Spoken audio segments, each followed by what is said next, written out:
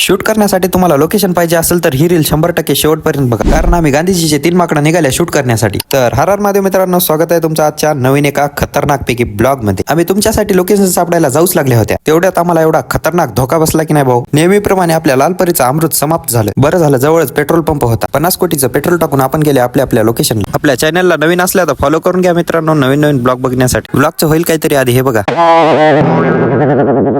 तिथून सरळ निघून आपण आपल्या समृद्धी महामार्गाने आपल्या लोकेशनला निघाले. हे बघा मित्रांनो, आपल्याला त्या डोंगरावर जायचं आहे. चला पटकन पोहोचूया. पोहोचेपर्यंत जरासं तुम्ही गाणं ऐकून घ्या.